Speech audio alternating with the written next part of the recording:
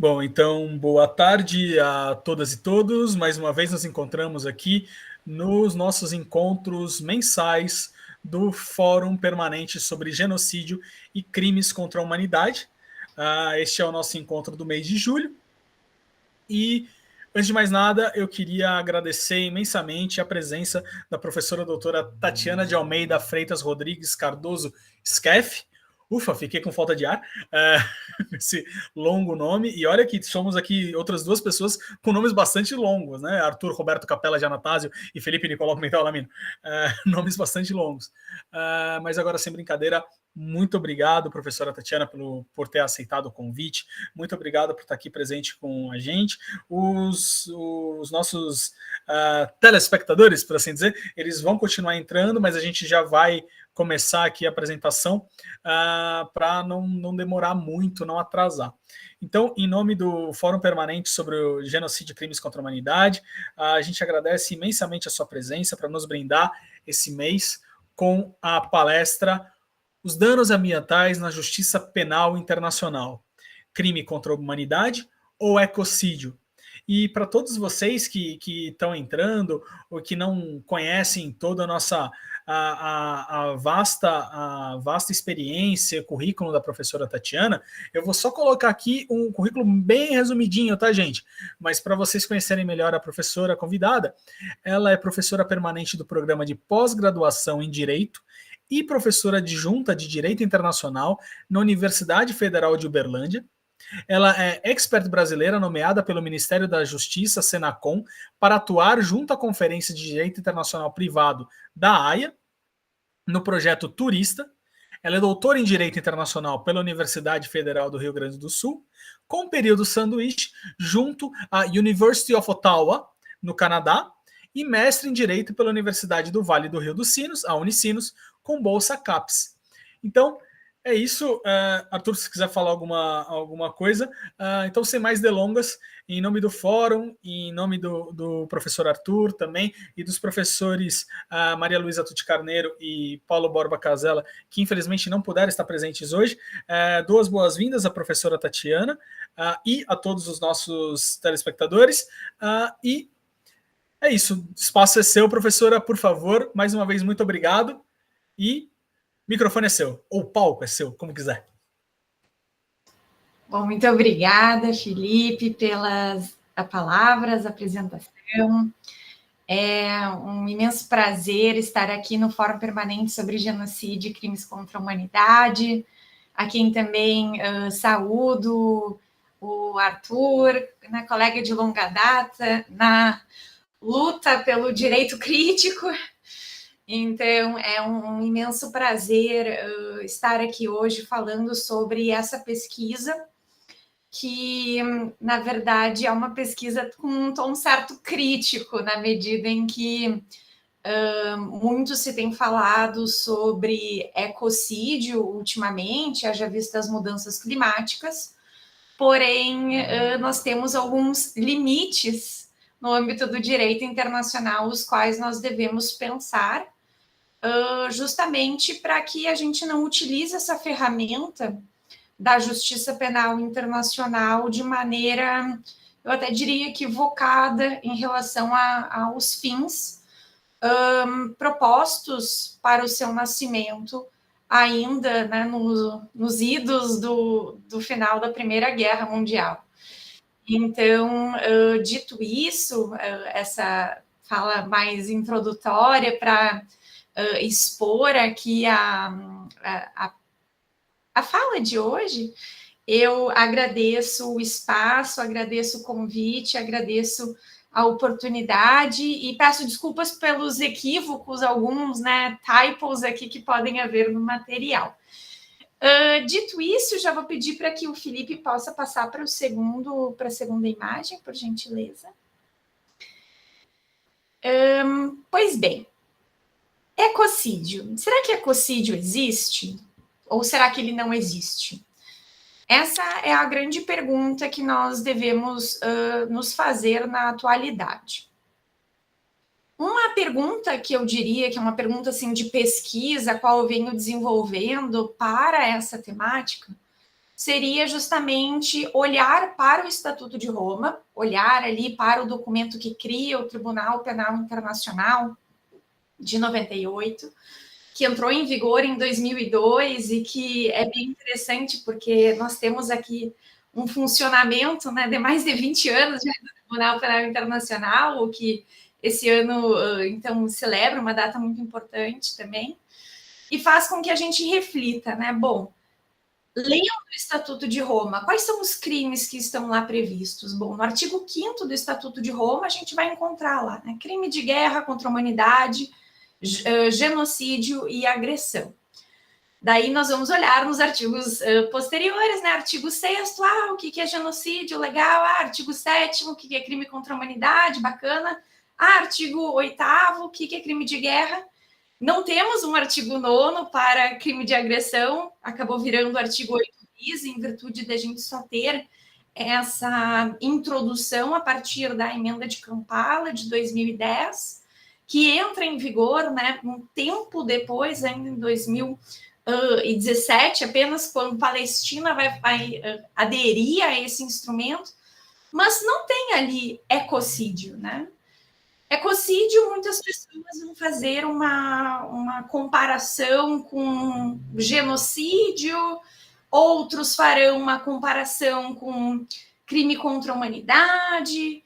Então, justamente, essa é a pesquisa que norteia essa análise, né? Será que a gente vai falar de proteção ao meio ambiente no Estatuto de Roma de maneira direta, ou seja, fazendo algum tipo de reforma para que a gente tenha ali a inclusão do ecocídio como um tipo penal específico, uma quinta categoria, um quinto crime internacional?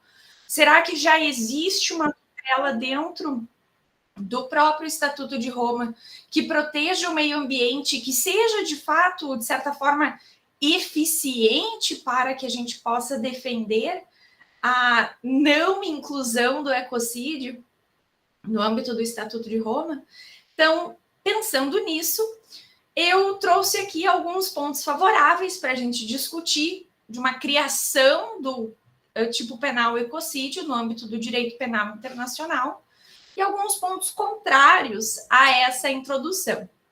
Já de largada, vocês podem notar que temos 2 pontos favoráveis e temos 4 pontos contrários, porque eu já adianto, eu me posiciono ao lado da inexistência, da impossibilidade da positivação do ecocídio no âmbito do Estatuto de Roma, mas eu entendo que existam alguns pontos até favoráveis para uma eventual futura discussão sobre a temática que eu ainda acho incipiente.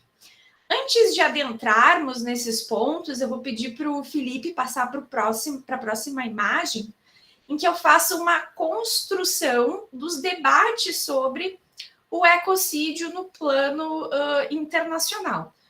Quando que ecocídio começa a ser discutido? Quais são os grandes marcos que nós vamos ter durante a história para nos dizer, tá, precisamos incluir ou não precisamos incluir o ecocídio na pauta da justiça penal internacional? Uma questão bastante interessante é porque eu penso, né? Falamos muito de ecocídio na atualidade, mas a discussão não é, de certa forma, um debate tão atual assim. A primeira vez que a gente vai falar ou vai ouvir falar sobre ecocídio se dá ainda na década de 70, quando nós tivemos ali a análise das consequências do uso do agente laranja por parte das forças militares americanas no Vietnã. Então, isso se mostra bastante interessante. Primeiro, por que a gente fala tanto de ecocídio, ou a gente ouve falar tanto de ecocídio na atualidade? Seria algo tão atual assim? E a primeira resposta seria que não. Quando vamos olhar imagens ou até buscar notícias sobre a guerra do Vietnã, o que mais se nota são os danos permanentes ocasionados pelo uso desse agente laranja na vegetação nativa do Vietnã. Era necessário utilizar esse agente laranja, justificavam as autoridades americanas, na tentativa de abrir a mata para que pudessem ser localizados os Vietcongs. Todavia, sabe-se que o seu uso não apenas fazia com que houvesse uma poluição do meio ambiente natural, como também causava prejuízos à saúde da população. Ou seja, tínhamos ali não só um impacto direto ao meio ambiente, senão também um impacto em relação à própria saúde da pessoa humana. E esse é um ponto de destaque, porque se a gente for pensar na década de 70, é quando a gente começa a ter os grandes debates sobre direito ambiental internacional no plano internacional. Nós temos ali, por exemplo, a Conferência de Estocolmo, de 1972, que dá destaque ao meio ambiente humano. Ou seja, claro que a gente não vai falar apenas da destruição da mata nativa do Vietnã em si, senão também do próprio impacto que a gente pode ter pelo uso desse agente laranja na mata, mas também causando prejuízo às pessoas de maneira direta ou indireta. Inclusive, existem regiões que ainda são bastante poluídas. Recentemente vi uma notícia que dizia que ainda há áreas que são bastante poluídas no Vietnã, ou seja, ainda causando prejuízos para a saúde humana, visualizando essa visão bastante antropocêntrica em relação à proteção do meio ambiente. De toda forma, nós temos essa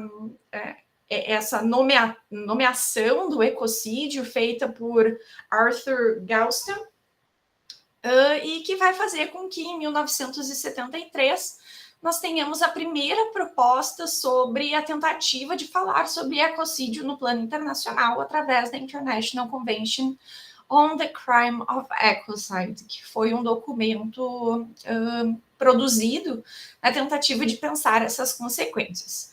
Claro, motivos pelos quais ela não avança essa proposta.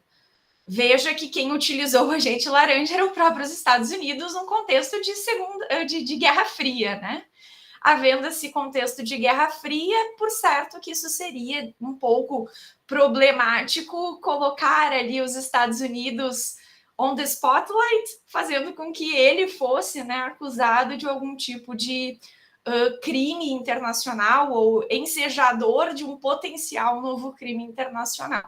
Então, aqui a gente também visualiza as dinâmicas norte-sul influenciando os debates em torno do ecocídio que fazem com que ele tampouco prospere. Já nos anos 80, o que a gente vai ter no âmbito das Nações Unidas é uma tentativa feita no âmbito do Subcomitê para a Prevenção de Discriminação e Proteção de Minorias, que seria uma tentativa de expansão da Convenção de 1948 para a punição e prevenção do crime de genocídio.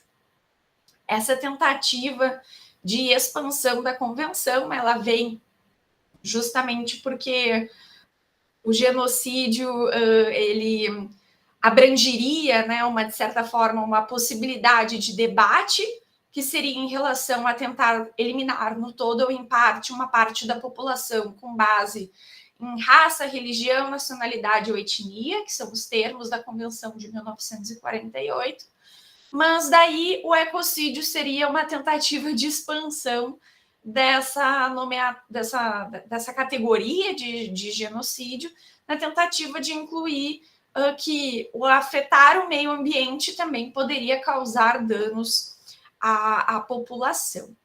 Inclusive, a gente vai falar um pouquinho mais para frente de um caso no âmbito do Tribunal Penal Internacional, que é o caso do Omar al-Bashir, em que houve uma poluição de alguns dutos d'água, cuja intenção era fazer com que a gente tivesse minorias étnicas afetadas por essa poluição de dutos d'água, e que poderia ter uma intenção genocida, palavras do próprio Tribunal Penal Internacional.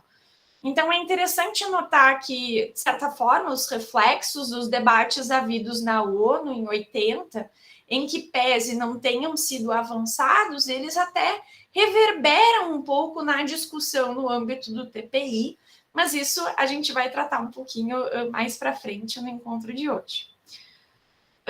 Ato contínuo, década de 90, a gente vai ter um debate no âmbito da Comissão de Direito Internacional da ONU, ou ILC, International Law Commission, que seria a tentativa de criação de um código para crimes contra a paz e segurança, e nesse código sobre crimes contra a paz e segurança, teríamos ali a possibilidade de responsabilizar alguém individualmente também pelo atentado para com o meio ambiente, ou seja, na medida em que há algum tipo de prejuízo para o meio ambiente, essa pessoa poderia ser responsabilizada por se entender que isso seria, sim, um crime contra a paz e a segurança.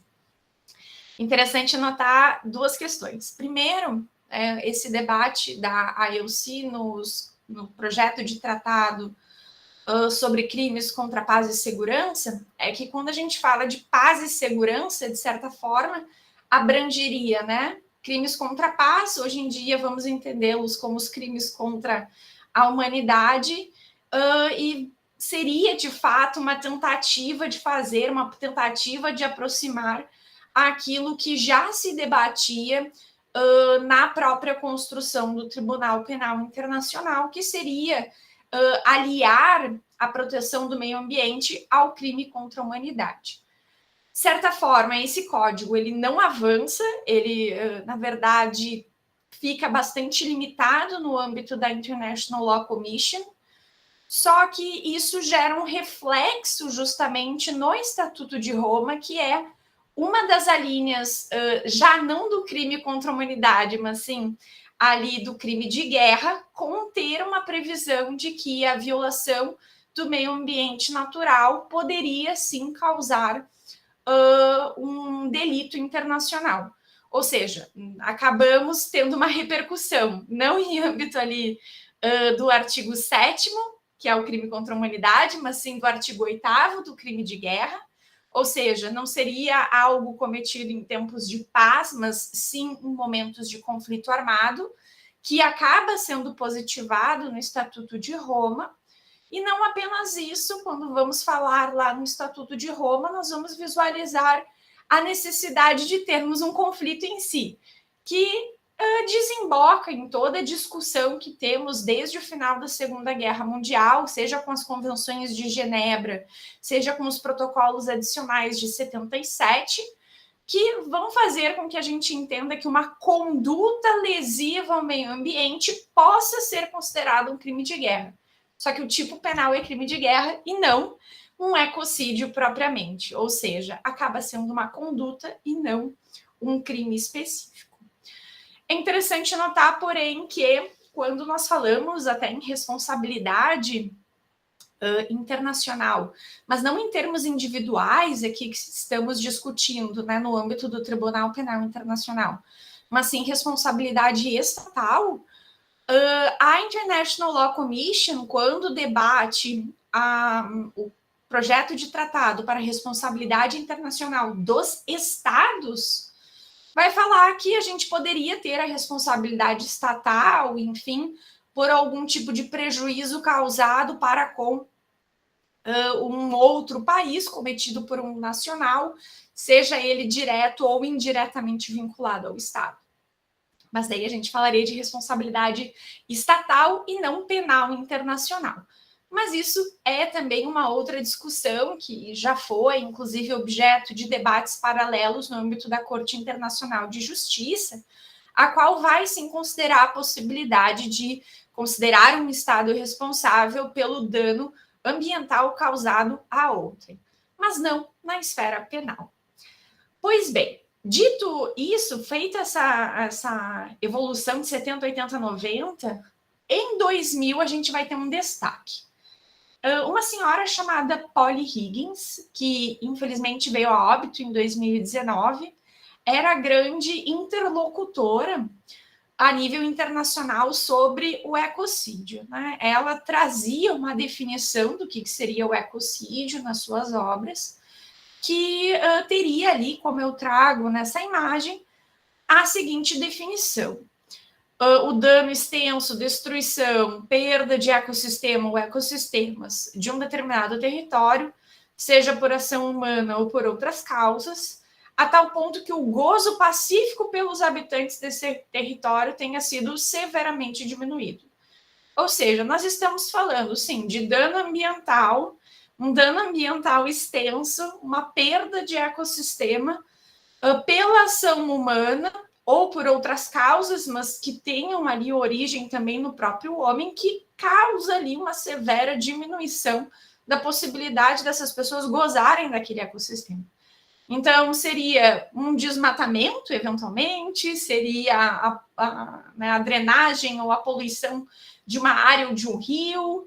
Então, nós temos ali uma definição bastante ampla, defendida pela Polly Higgins, na tentativa de fazer com que o ecocídio volte aos debates nos anos 2000, lembrando que, em 98, a gente já tinha aprovado o Estatuto de Roma, e o Estatuto de Roma não previa o crime de ecocídio, senão apenas um crime no âmbito do artigo 8º, que vai ser um crime de guerra, em que uma conduta relativa ao meio ambiente poderia ser sim penalizada, mas não como um crime específico. Pode baixar, por favor, Felipe? O que acontece? A Polly Higgins, eu trouxe ela especificamente porque ela foi a grande articuladora da tentativa internacional de termos ali esse crime sendo positivado no âmbito externo.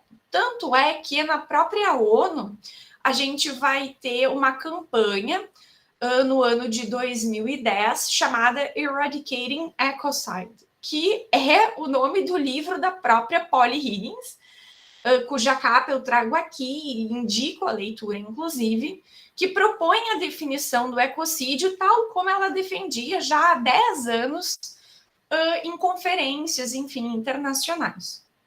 Então, de certa forma, no âmbito da Assembleia Geral, se tem um debate sobre a tentativa de erradicar o ecocídio.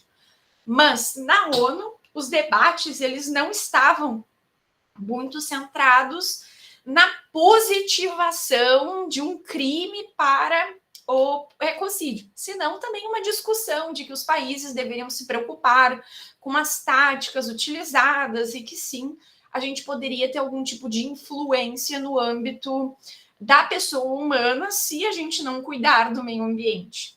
Lembrando que em 2010 a gente já estava ali se preparando, por exemplo, para Rio 2012, que vai ser um grande marco também no âmbito do direito ambiental internacional, em que já se falava muito das mudanças climáticas e dos seus impactos e da necessidade dos países em reverterem essa situação.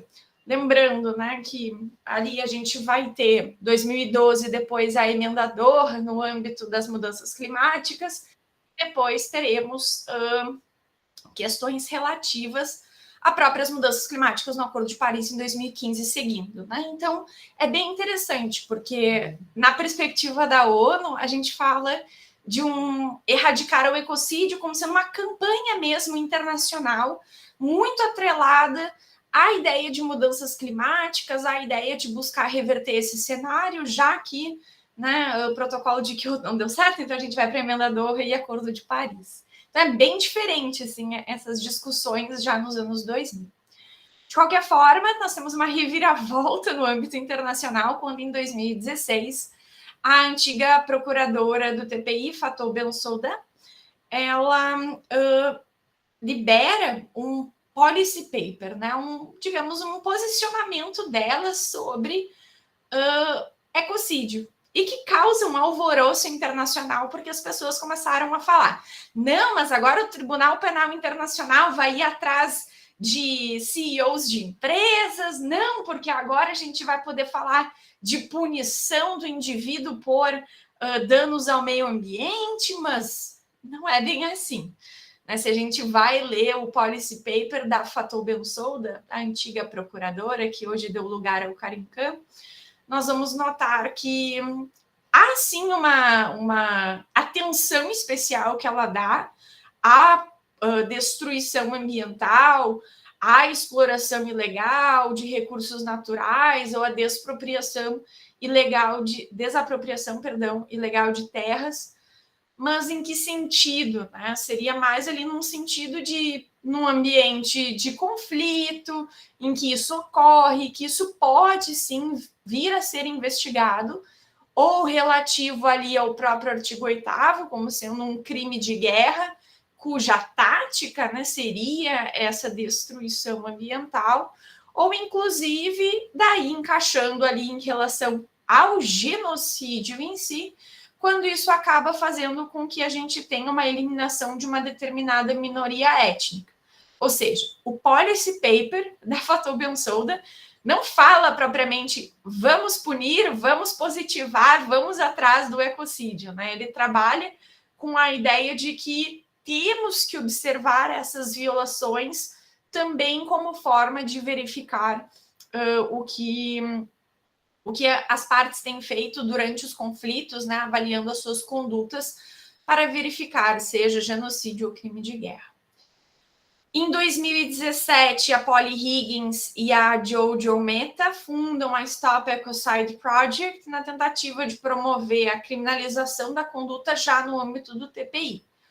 Só que com o falecimento da Polly Higgins em 2019, o projeto perde totalmente força e isso faz com que a gente, de certa forma, volte um pouco à estaca zero no que tange ao ecocídio no plano internacional.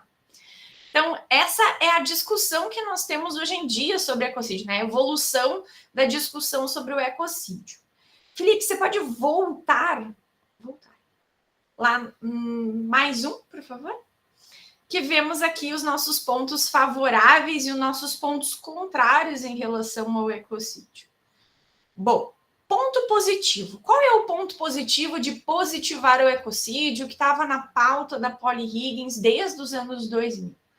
Que seria um crime cometido também em tempos de paz, e que a gente não pode, por exemplo, restar limitado pela previsão existente no artigo 8º do Estatuto de Roma, que considera uma conduta para com o meio ambiente natural como sendo um crime de guerra.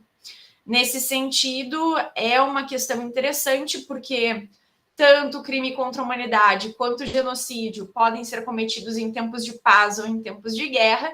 Então, o ecocídio, numa eventual quinta categoria de crime internacional, também teria essa característica de poder ser cometido tanto em tempos de paz como em tempos de guerra.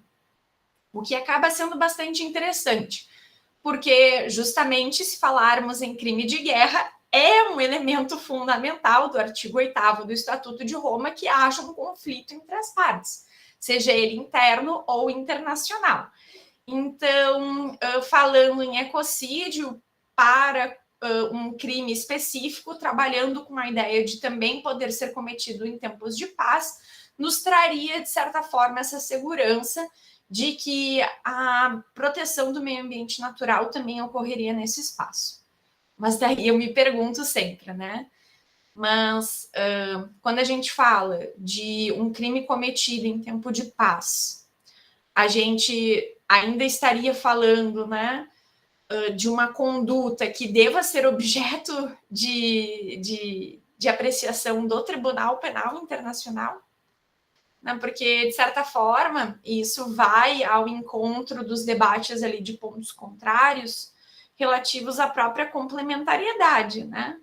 Porque quando falamos de Tribunal Penal Internacional, nós falamos de uma conduta que deve ser primeiro buscada pelo Estado, e caso o Estado não possa ou não consiga fazer essa punição, a gente vai ter a atuação do Tribunal Penal Internacional. Então, o que é o não pode e não quer no âmbito do TPI? Pois bem, quando o Estado não tem instituições, por exemplo, que sejam independentes, o Estado ele não tem um Ministério Público, digamos, bastante individual. Então, nesses casos, bom, o Estado não pode atuar, o Tribunal Penal Internacional atuaria. Agora, quando o Estado não quer uma evidente violação do meio ambiente ou de qualquer outro tipo de crime de fato existente hoje no âmbito internacional, mesmo que, claro, o Estado não atua. Então, o Ministério Público não promove nenhum tipo de investigação ou oferece denúncia, de maneira que daí o Tribunal Penal Internacional poderá atuar. né? Então, é bastante interessante, porque quando o Estado não pode, não quer, aí sim que a gente vai ter a atuação do TPI. Só que o que eu vejo nas discussões das pessoas que querem levar adiante o crime de genocídio é que, não, mas daí a gente vai buscar a penalização da Vale por Brumadinho. Não, porque daí a gente vai buscar, né, algum tipo de punição de um CEO. Tá, mas existe a justiça doméstica para isso, né? E a gente tem que considerar que a complementariedade é um ponto bastante interessante do Tribunal Penal Internacional, até para que a gente não tenha retirado dos estados a possibilidade de atuação. Então, notem, tudo bem, falar de ecocídio no âmbito do TPI, que seria ali um crime não apenas de guerra, né, mas também cometido em tempos de paz, tudo bem, poderíamos até tentar avançar nesse sentido, mas nunca retirando a complementariedade do Estado. E é isso um ponto central nas discussões, que aqueles que simplesmente defendem vamos positivar o ecocídio, veja o caso, né, de Mariana. Não é bem assim que a gente deve atuar. Em relação a outro ponto favorável, que sairia de uma visão antropocêntrica do direito ambiental. Desde a década de 70, quando a gente vai ter os reflexos da Guerra do Vietnã, que a gente visualiza sempre uma visão antropocêntrica do direito ambiental, que é natural da pessoa humana pensar, por que eu vou proteger o meio ambiente? Porque ele pode afetar a minha existência. Então, se ele pode afetar a minha existência, eu tenho que tutelar esse bem, né, esse objeto. Então, ele passa a se tornar um objeto de estudo, um objeto de análise. O que acontece quando a gente fala de sair de uma visão antropocêntrica do direito ambiental? Então, a gente não vai punir, por exemplo, alguém no âmbito do Tribunal Penal Internacional, a responsabilidade de fato é individual, a gente não fala aqui de empresas ou de estados, a gente fala do indivíduo, mas a gente vai punir o indivíduo pela violação do meio ambiente em si, não porque ele pode causar um impacto à pessoa humana. Então, distanciar essa ideia de meio ambiente do indivíduo acaba sendo um ponto favorável, que também é algo bastante discutido a partir dos estudos do novo constitucionalismo latino-americano, por exemplo, a partir das constituições de Equador e Bolívia, que se tentou incluir até uma discussão nesse sentido agora no projeto de constituição chilena. Então, é interessante sair dessa visão antropocêntrica e eu acho esse um ponto forte, por exemplo, dos debates em relação a falar do ecocídio como violação do meio ambiente em si, sem qualquer tipo de relação para com a pessoa. Mas eu entendo que isso seja também difícil falar na esfera penal internacional. Porque quando a gente fala de esfera penal internacional, e vamos analisar ali a tipologia, né, do genocídio, do crime contra a humanidade, do crime de guerra, a gente vai ter uma vinculação direta para com o homem. Talvez somente o crime de agressão, de certa forma, do 8 bis, do Estatuto de Roma, não tem essa visão tão centrada na ideia de violação do homem ou a utilização de mecanismos que possam lesar o homem no ambiente de conflito, né? Que é justamente iniciar um conflito armado. Mas eu acredito que esse seja um ponto favorável que poucas pessoas exploram, que seria interessante. Mas, como eu disse, há vários pontos contrários, né? E agora a gente vai discutir um pouquinho esses pontos contrários.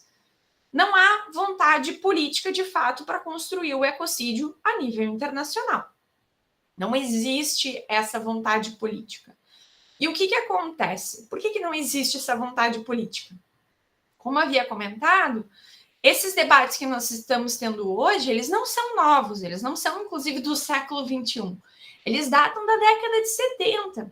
E se eles datam da década de 70, a gente tem que pensar efetivamente, né? Olha, por que vamos hoje, 2023, falar na positivação como se fosse algo tão recente? Não é. Então, há uma questão interessante quando a gente fala do ecocídio, ou da tentativa de positivação desse ecocídio, que seriam os grandes players globais se unirem para essa positivação. E vejam, se o próprio crime de agressão, que já existia desde 1974, no âmbito da Assembleia Geral, em virtude Declaração 3314, que já trazia uma definição de agressão, década de 70. Só foi positivada no Estatuto de Roma, lá, enquanto uma conduta típica, né, não aberta, mas de fato bastante explícita, em 2010, na Conferência de Kampala. Sendo que foi simplesmente retirada aquela nomenclatura existente na declaração da Assembleia Geral da ONU e colocada no Estatuto de Roma.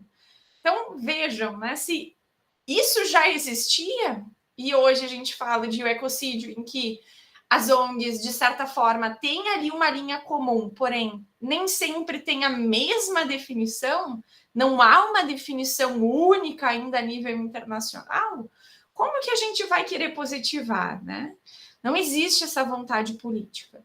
Mais do que isso, para que a gente tenha vontade política, os países eles vão ter que estar conscientes de que, eventualmente, seus militares poderão ser, claro, se o país fizer parte do Estatuto de Roma ou ele agir no território de um país que seja parte do Estatuto de Roma, né? Para que a gente possa ter atuação do TPI. Mas os estados terão que ter essa consciência de que os seus militares não poderão realizar alguns atos nesse sentido. E fica o questionamento, será que os estados farão?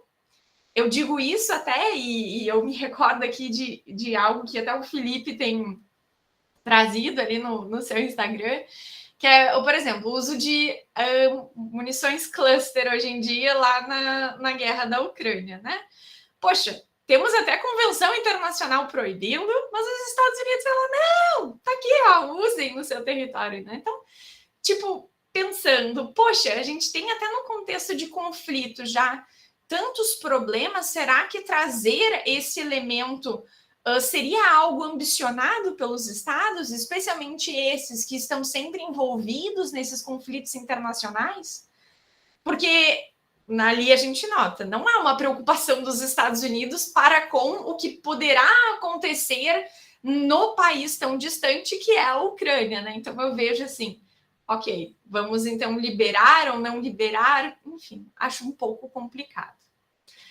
Um outro ponto contrário seria essa crise institucional do Tribunal Penal Internacional em direção aos países do Sul. Eu tenho um slide mais para baixo, se o Felipe puder encontrá-lo,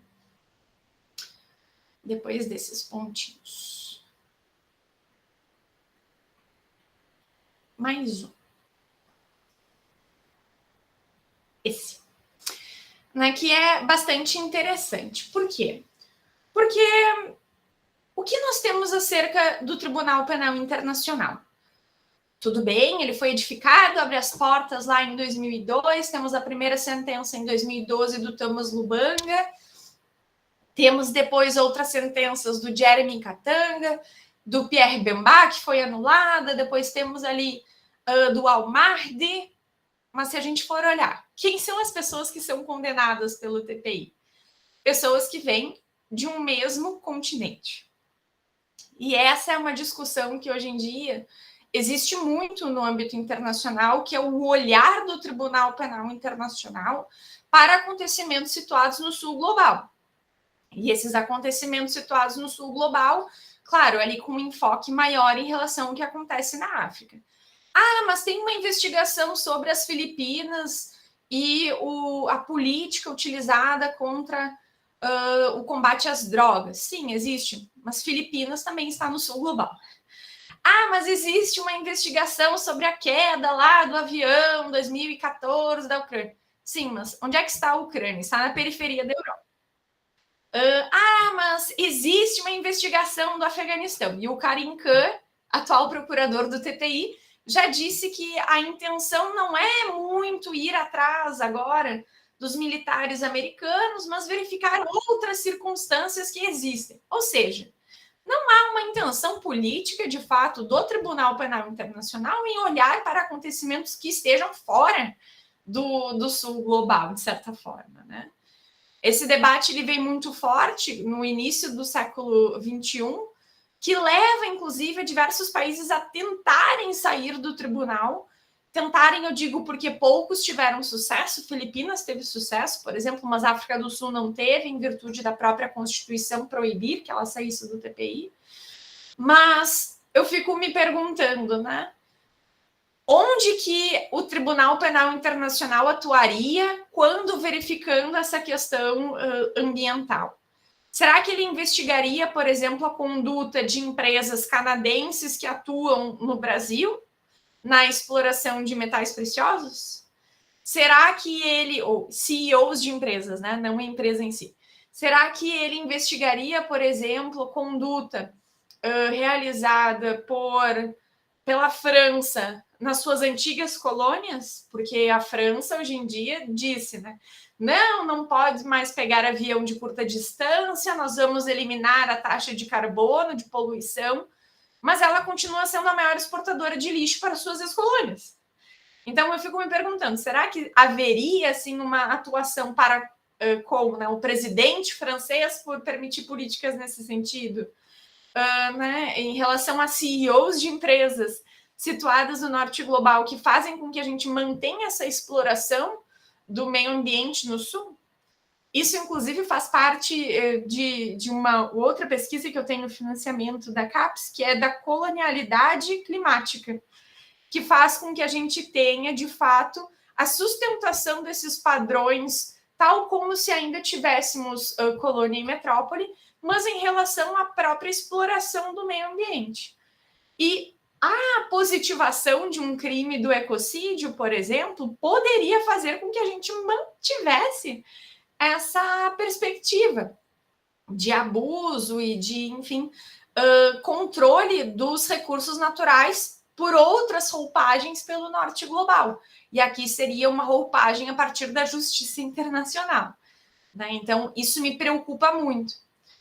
Mas o que acontece, né? Será que todos os países do sul global veem dessa forma, veem essa imparcialidade, ou melhor, essa parcialidade na justiça penal internacional?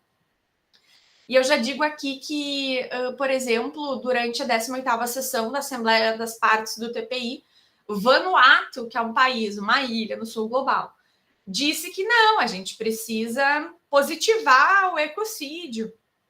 Ele precisa estar presente em virtude das mudanças climáticas e da destruição ambiental. Claro, Vanuatu é uma das ilhas que está próxima ou tem-se, né, a perspectiva de que haverá o seu desaparecimento em função do aumento do nível dos mares. Daí eu fico pensando, claro, ela tem que tentar achar alternativas para buscar algum tipo de punição. Só que se a gente olhar um país do sul, né, levando depois informações para o procurador do TPI, será que o procurador do TPI depois se sentiria ou teria essa motivação, interesse da justiça, que é tão importante para a abertura de um caso no TPI? Teria essa possibilidade?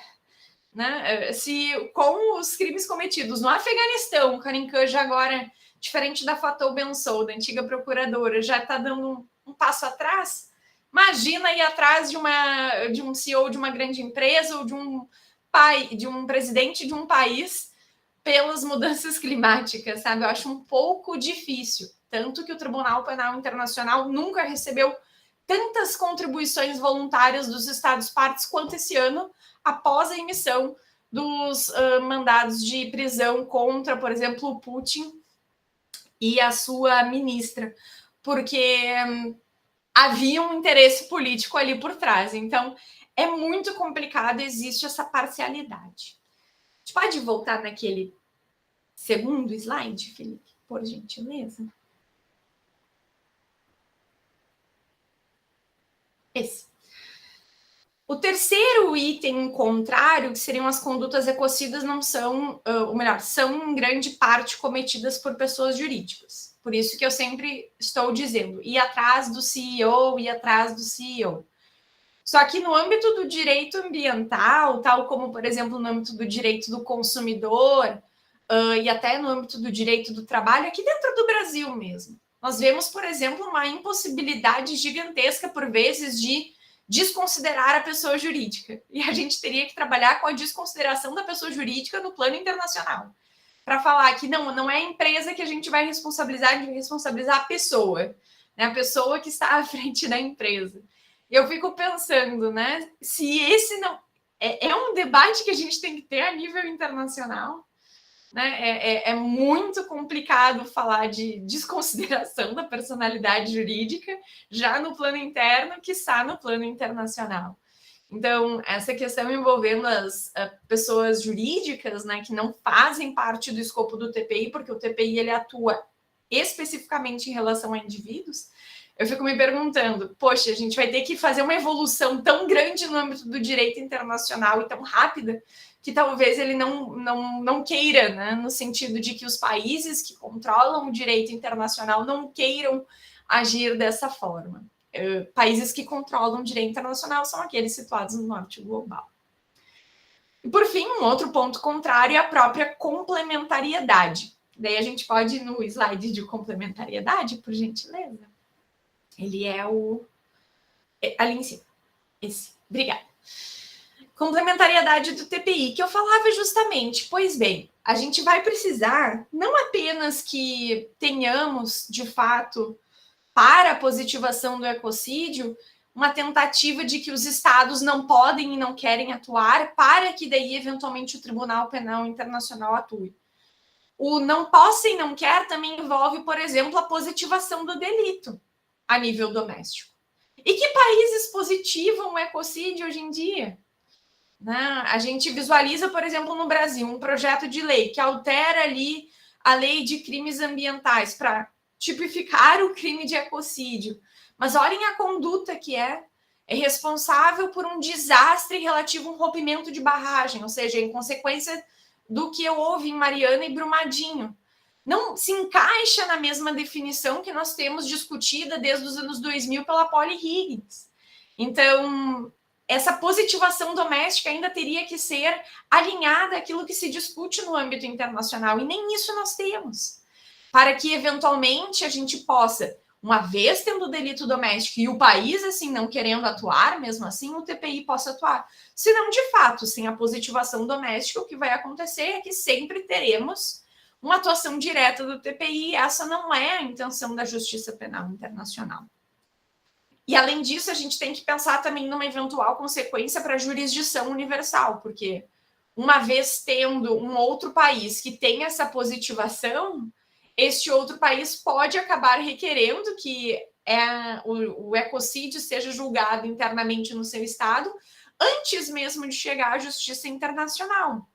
Então, os casos de jurisdição universal estão debatidos, por exemplo, né, os casos da CIG, ou julga ou extradita, enfim, são questões que a gente também deve ponderar quando se trata da positivação do crime de ecocídio, quando alguns países o terão e outros tantos não o terão, porque há uma dificuldade de padronização, porque há uma dificuldade da aprovação do próprio tipo penal. Então, isso pode acabar fazendo com que a gente mantenha essa colonialidade a nível internacional, essa colonialidade no sentido de controle das esferas jurídicas, é que a colonialidade do fazer, um controle das esferas jurídicas por parte de alguns poucos países que detenham, por exemplo, essa tipificação. Descendo agora, Felipe, por favor. Então, a pergunta é, obrigada. O que nós temos, então, hoje em dia? Ecocídio não existe, é difícil incluir em pauta, temos muitos pontos negativos, poucos pontos positivos para a sua inclusão. Então, o que nós temos? Nós temos a tutela do meio ambiente natural por meio do artigo 8º, parágrafo 2º, a linha B, inciso 4º, do Estatuto de Roma. Ou seja, a gente vai ter ali especificamente a tutela do meio ambiente natural como uma conduta do crime de guerra. Não mais do que isso. Não é um crime contra a humanidade, não é um crime de genocídio, é um crime de guerra que enseja a existência de um conflito armado. Mas a gente tem que ter um prejuízo extenso, duradouro e grave. Extenso em relação ao dano ao meio ambiente causado. Duradouro, por exemplo, o Vietnã, desde a década de 70, a gente ainda visualiza a continuidade do delito. E grave, que tenham consequências graves, e aqui notem uma visão antropocêntrica, como que a gente poderia visualizar a gravidade a partir do impacto para com a pessoa humana. Então, o que nós visualizamos é que existe a proteção do meio ambiente a nível internacional, não é que ela não existe, só que ela existe no âmbito de um conflito armado, e isso a gente precisa levar em consideração. No próximo slide, eu sintetizo, portanto, essa ideia de que a gente precisa ter esse dano ambiental, conflito armado, e o perpetrador ainda conhecimento de que aquele ataque poderia causar um dano incidental, duradouro, grave e extenso. E aqui é uma questão interessante, porque ele vai precisar ter o conhecimento. Ele não pode simplesmente, era um pozinho que eu coloquei na água, eu nem sabia que isso poderia causar, por exemplo, a morte de peixes no rio ou levar à intoxicação das pessoas. Ele tem que ter conhecimento e a intenção, o intent, né, de causar essa tipologia para que a gente tenha a responsabilidade internacional individual no âmbito do Estatuto de Roma. O próximo slide eu trago, porém, o caso do Omar al-Bashir, que eu comentava antes. O caso do Omar al-Bashir, ele vai ser bastante interessante, porque a Câmara de Pré-Julgamento número 1, em 2010, quando ela vai trabalhar, por exemplo, com o caso do mandado de prisão contra o Bashir, a gente vai ter ali uma frase do TPI que fala que a contaminação de água poderia ser parte de uma política genocida, o que leva, inclusive, a muitas pessoas ligarem o crime de genocídio ao ecocídio. Só que, de novo, se a gente vai ter ali uma implicância em relação a um grupo étnico, causando no todo ou em parte a sua destruição, isso entra especificamente no que é genocídio, e não do que seria ecocídio. Então, não há por que a gente confundir essa ideia de que a gente poderia ter um ecocídio já indiretamente no âmbito do TPI, como algumas pessoas dizem, porque a eliminação no todo ou em parte de uma população vai fazer com que a gente tenha ali o genocídio classificado, havendo a intenção, enfim, outros elementos, e não um ecocídio, né? Então a gente precisa ler com parcimônia essa sentença e não sair dizendo que indiretamente o TPI considera esse delito. E por fim, nosso último slide, fica a reflexão. Por exemplo, segundo a Associação Nacional dos Servidores do Meio Ambiente, né, a gente tem ali a questão envolvendo o Bolsonaro e a questão do desmonte dos órgãos e entidades socioambientais, especialmente em relação ao desmatamento e também a desatenção, por exemplo, para com povos indígenas, né, os Yanomamis, etc. E eu deixo aqui a reflexão, porque muitas pessoas ultimamente também vêm fazendo essa vinculação de ecocídio com as condutas realizadas pelo Bolsonaro, sendo que todos os documentos que estão hoje com o Carencan no âmbito do TPI, para que ele verifique e eventualmente abra uma investigação em relação ao que aconteceu no Brasil, especificamente em relação, por exemplo, aos Yanomamis, é uma reflexão envolvendo genocídio, de novo, né, em relação aos Yanomamis. E não efetivamente uma questão de ecocídio.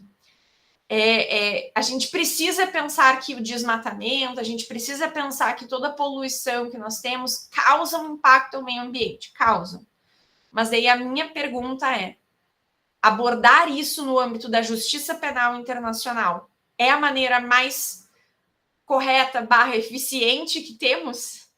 Né? A resposta me parece que não, porque seria basicamente jogar todas as tentativas de construção de uma justiça penal internacional que nós temos desde a Primeira Guerra Mundial, na tentativa de construção né, do Tribunal Penal para julgar o Kaiser alemão, Guilherme II, lá no final da Primeira Guerra, a gente vai ter aqui digamos, né, toda uma tentativa de flexibilização para uma conduta específica, por mais que a gente tenha, assim, que analisar essa situação. Essa situação ela deve ser abordada no âmbito do direito interno ou a nível de responsabilidade estatal, e não de individual, né? Em termos de ecocídio, eu falo. porque ecocídio é um pouco difícil defender a nível internacional, haja vista todos esses pontos negativos. Então, tentar mexer com isso fica um pouco limitado e, de certa forma, mantém a ingerência do norte global para com os países e as políticas realizadas no sul.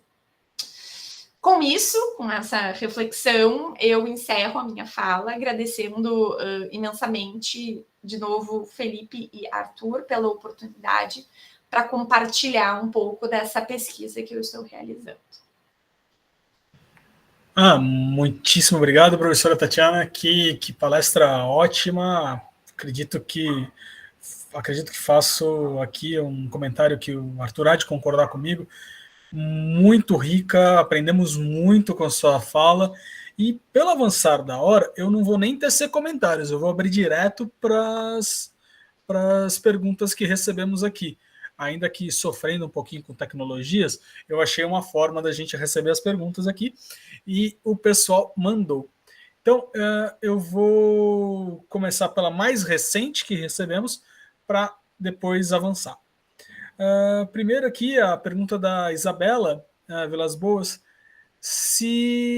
Professora, poderia falar um pouco mais sobre ecocídio e refugiados ambientais?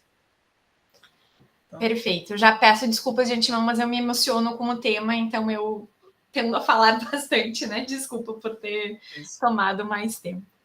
Não, foi por causa do nosso atrasinho no começo, porque vamos começar, vamos testar, foi por isso. Não foi. A sua palestra estava dentro do horário, estava tudo certo. Muito obrigado. Perfeito. Então, Isabela, ecocídio e refugiados ambientais. São duas terminologias problemáticas, eu diria, né? Porque a própria existência de refugiados ambientais é questionada a nível internacional.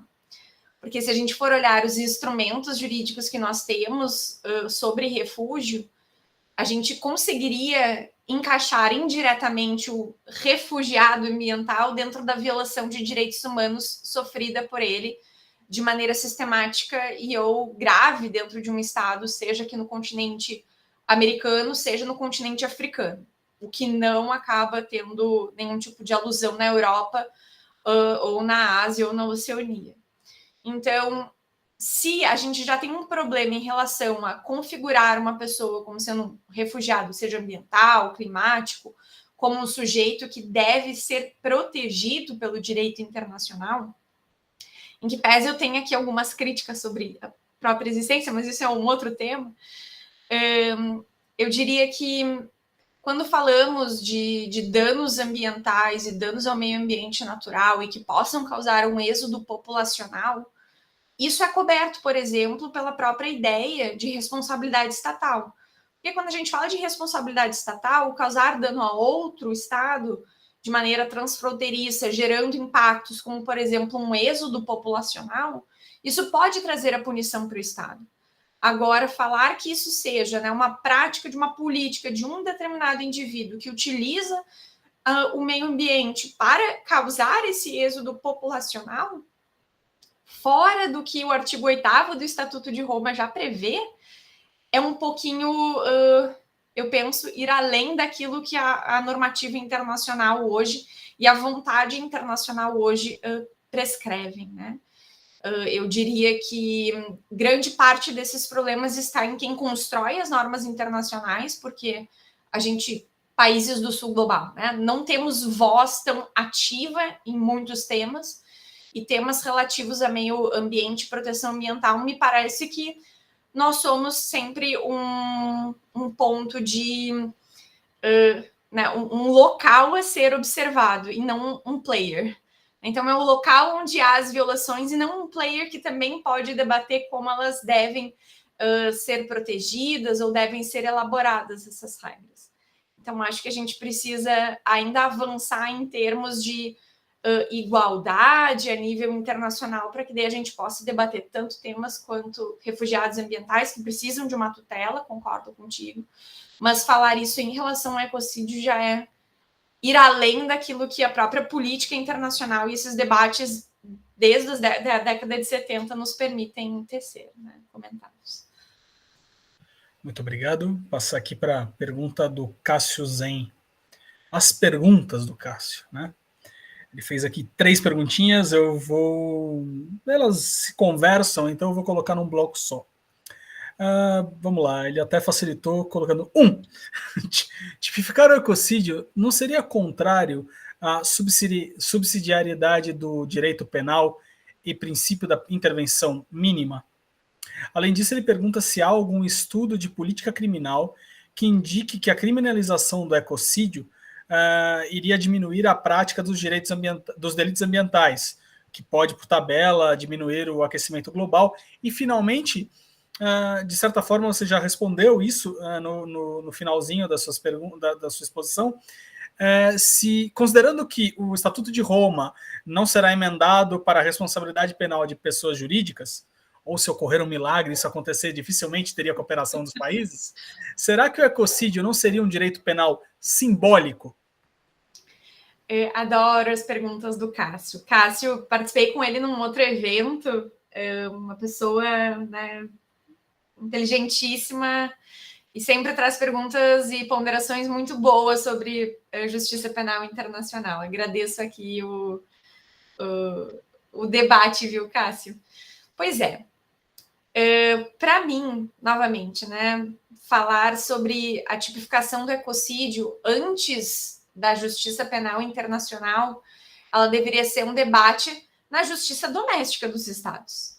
A gente precisaria ter essa positivação de maneira ainda meio que padronizada dos estados, para que, uma vez tendo essa positivação interna, a gente possa trabalhar com a possibilidade de discutir isso a nível internacional.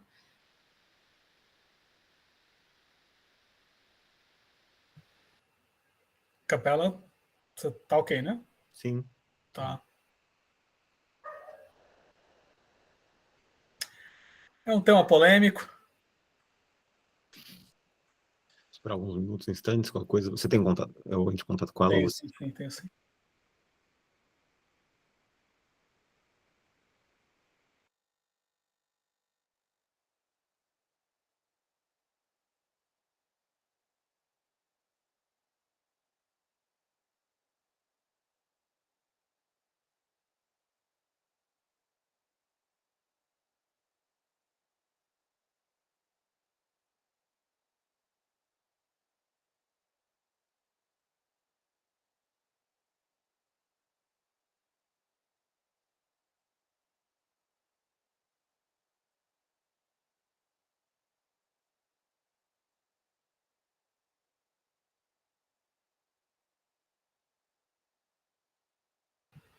Oi, tudo bem?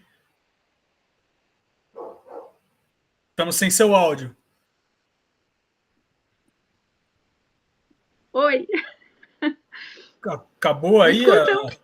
Sim, acabou a luz? Ai, a luz foi-se aqui. Porto Alegre tá...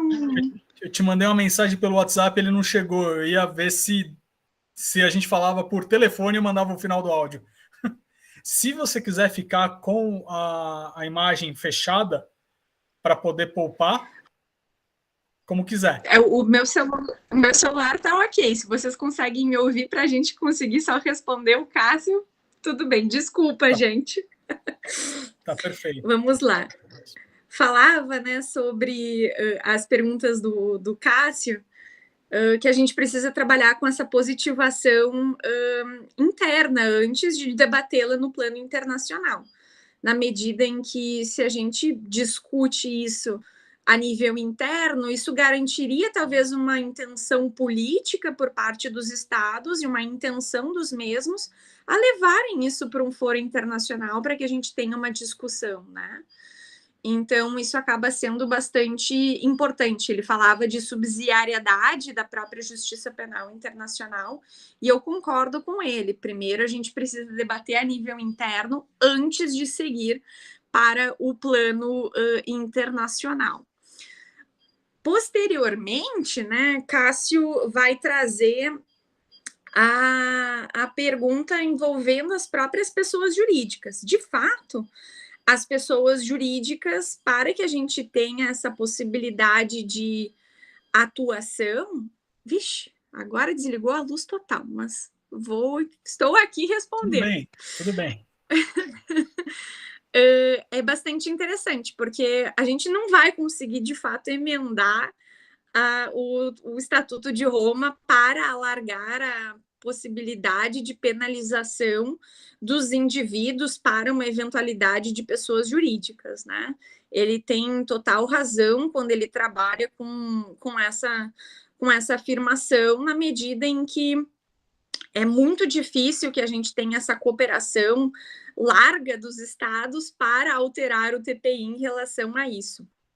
Então, eu acho que isso pode também ser um empecilho para a própria ideia de positivação do crime de ecocídio na agenda do Estatuto de Roma, né, no Estatuto de Roma, normativamente falando. E, por fim, em relação a um outro questionamento que ele havia feito sobre haver algum tipo de estudo, salvo engano, foi essa pergunta, né, de haver algum estudo que indique que a criminalização pudesse fazer com que a gente tenha uma atuação maior, né, ou uma efetiva atuação numa eventual positivação do ecocídio. A Polly Higgins, ela discutia um pouco sobre o tema, né? Ela tentava falar que, na medida em que nós tivéssemos essa positivação, isso fosse possível, no sentido de que seria interessante a gente falar sobre a inclusão no Estatuto de Roma do crime de genocídio. Mas eu desconheço um estudo que diga eficazmente que nós teremos uma vantagem quando da positivação do ecocídio para diminuir a degradação ambiental ou mesmo diminuir os impactos das mudanças climáticas.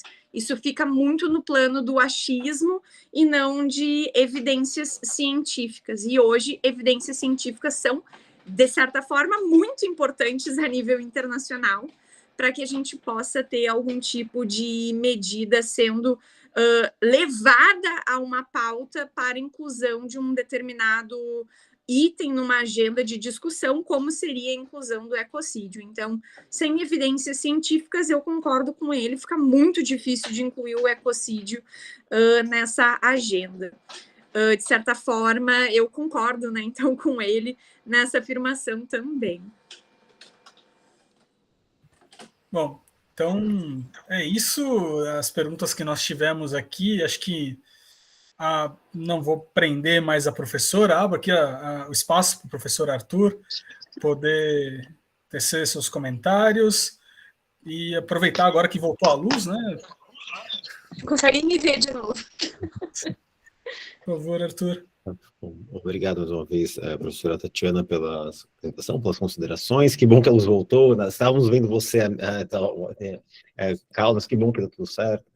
Primeiro, gostaria de agradecer. Enfim, é um comentário, não é pergunta, são comentários, na verdade. Primeiro, como todos, como vocês sabem, eu anoto tudo que as pessoas falam para depois ficar relendo, então, aqui anotando, apesar da câmera desligada, anotando comentários. Achei muito interessante e rica a exposição, como o Felipe mencionou, então, concordando com ele, com a ideia de você fazer primeiro um recorte histórico sobre o caráter não atual da discussão sobre ecocídio. Então isso é fundamental, não é uma coisa inventada nos últimos 5, 6 anos, é alguma coisa já debatida e repensada, com as repercussões, como você mesmo disse, de influência do norte sobre o sul global. Então isso é muito interessante e enriquece o debate para torná-lo mais complexo quando discute o tema de ecocídio. Eu gosto também dessa conexão que você faz, né, enfim, na discussão nos crimes do TPI, no Estatuto de Roma. Então, será que ele entraria? Tem todo o debate, se ele entra como uma forma de praticar genocídio, se é um tipo de crime, de modalidade de praticar crime contra a humanidade, se ele poderia talvez ser associado a um crime de agressão, talvez, explicação bem analógica, previsão nos crimes de guerra, nos conflitos armados internacionais e não internacionais. Então, é interessante perceber como que tem essa tutela. Então, acho muito interessante isso que você fez, então agradeço, porque isso torna a situação bastante jurídica e crítica ao mesmo tempo. Eu gosto da reflexão que você faz sobre a colonialidade climática, em que você chama de controle de esferas jurídicas de alguns estados por parte de outros estados. Então, isso torna um debate não simplesmente uma discussão positivista, histórica, política, e agora RI, né? Então, de debates internacionais e críticos, então, fundamental o que a gente faz, né, que a gente está debatendo. Meu único comentário, e, enfim, o debate não é nada tão formal assim. Eu acho interessante todo esse debate feito em torno do ecocídio em vários níveis de análise, e você aborda isso de alguma forma. Então, o que seria o bem jurídico protegido para me aventurar na esfera penalista, da qual não sou especialista?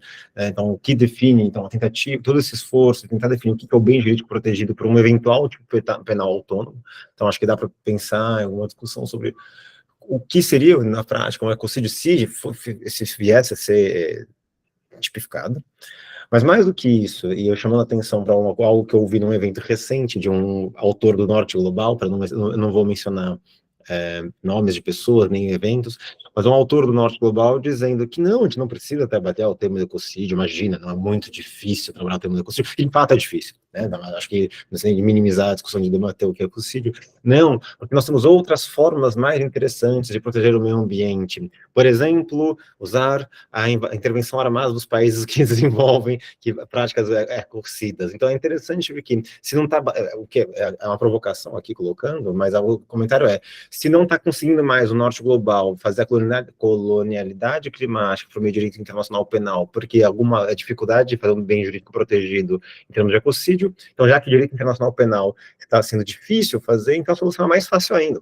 Estou sendo irônico na minha fala. A solução não é punir indivíduos, é intervir armadamente no território dos países do Sul Global. Ele citou especificamente o Brasil, nessa fala dele, esse autor do Norte Global. Não vou falar de onde, nem como. Caso o Brasil faça de novo coisa que ele fez, seria muito interessante ter uma intervenção armada. Me assustou um pouco a fala aberta no público, de praticamente norte-globalista, digamos assim, estou brincando tendo essa expressão, mas é um debate que não está... O debate sobre combater e a reiteração da colonialidade climática não passa só nos usos instrumentais do direito internacional penal. Então, isso tem vindo em várias frentes e é interessante, enquanto em algum grau o pensamento crítico internacional, perceber que não nos encantarmos com o cano da sereia da discussão do ecocídio, porque ecocídio é uma palavra muito forte. E assim como, brincando com o Felipe, um café que a gente tomou há 2 semanas, há uns 2 meses, na verdade, o genocídio e o ecocídio são palavras que são muito simbólicos e fortes e cativam todo mundo, de fato, são termos que é interessante, mas muito cuidado para não cair no cano da sereia, porque a sereia, né, usando a mitologia, né, ela te devora. Então, assim, acho que é uma reflexão que me faz pensar quando se discute ecocídio. Mas, enfim, é só um comentário, não dou nem de resposta, também não quero segurar mais você, né, mas é só um comentário que me faz pensar. Agradeço mais uma vez a atenção, não sei se vou repasso a palavra para o Felipe, caso ele queira fazer um comentário adicional. Muito obrigado mais uma vez, em nome de todos os organizadores. Muito obrigado, professor Arthur. Bom, só para ler, aqui não é pergunta, mas o Cássio Zen, ele queria só uma última palavra para a professora. Eu vou ler aqui, que ele gostou muito do recorte da professora Tatiana, e ele concorda que em situações de extrema gravidade, que atingiriam a jurisdição do TPI, acaba havendo junto um outro delito previsto pelo tribunal.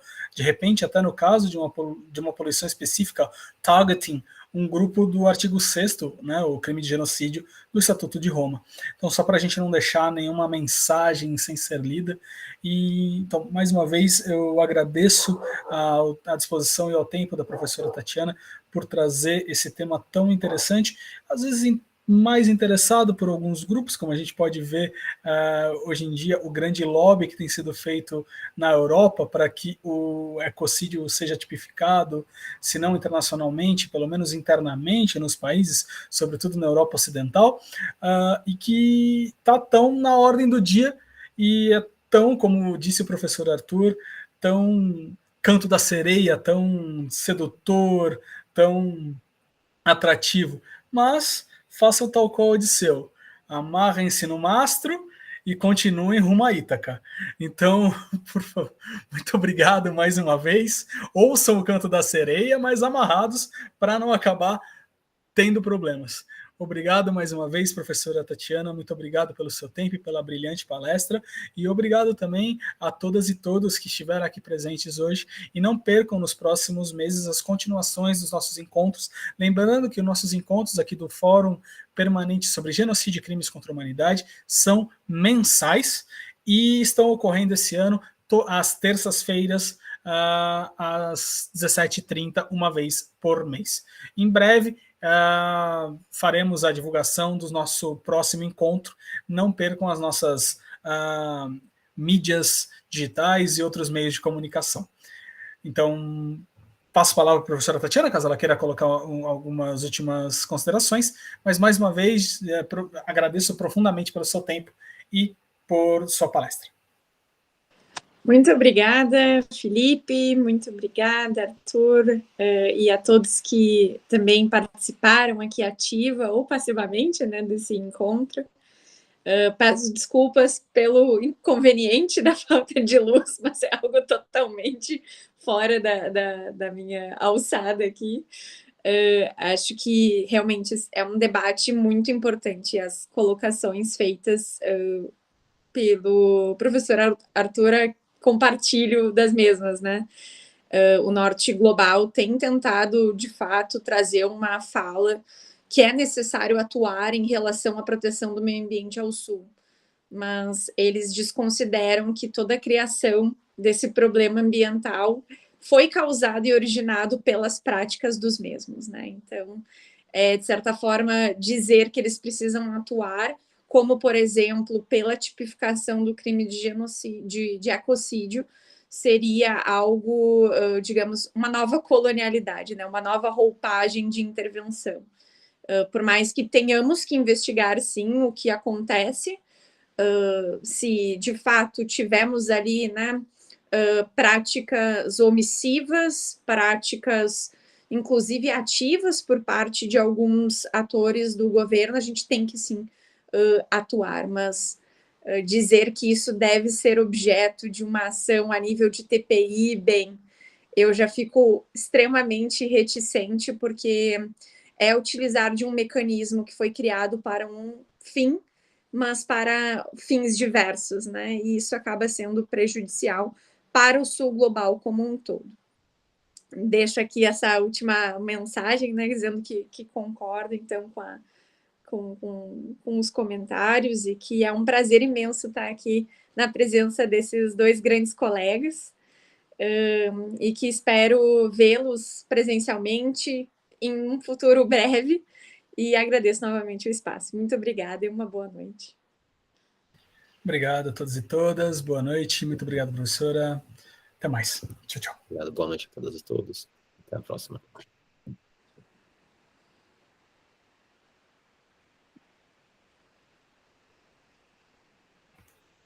Parou de gravar? Estou no processo, peraí.